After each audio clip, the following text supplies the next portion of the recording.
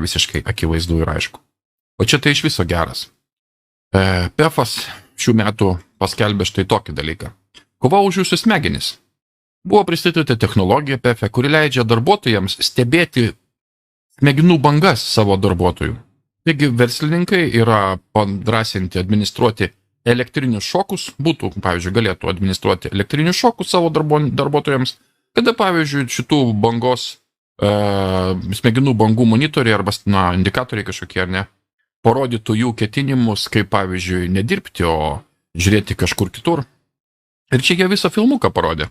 Reiškia, kaip jūsų ten beta bangos, alfa bangos, kaip jūsų tam tikros sritys dirba, kaip ten paskui jūs galite susidomėti kitais, pavyzdžiui, reikalais, taip jūsų malonumo centrai įsijungia, jūs atsipalaiduojate, tą parodo iš jūsų bangos, iš karto stebimos, ten, sakykime, besibaigiant štai užduotam laikui, kada turi būti padarytas darbas, jeigu jūs per daug ilsėsite, jūs parodys, reiškia, kad reikia paskubėti pagal jūsų bangas viskas, kad jūs, pavyzdžiui, savo kolegą susidomėsit ar dar kažką.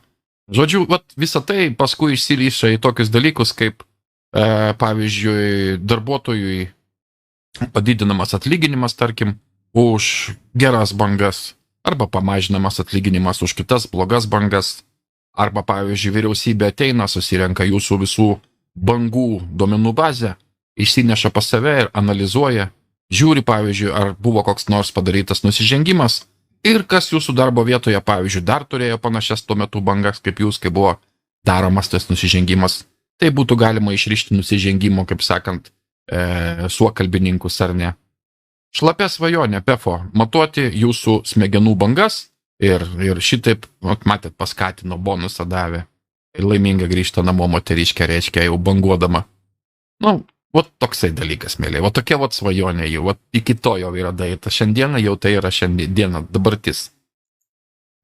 Dar vienas parazitas, reiškia, Yuvalas Hararis, jau žinomas, nežinau, rodžiau, ne, bet pareiškia iš vis labai paprastai. Kai potvynis ateis, mokslininkai pastatys Nojaus arką elitui, paliekant visus kitus, visą tą bevertę klasę skęsti. Tiesiai iš jo žodžių. Koks potvynis, kaip potvynis, ką jisai čia peza. Bet esmė tokia, reiškia. Jie nesislėpdami kalba tokius dalykus. Visiškai nesislėpdami.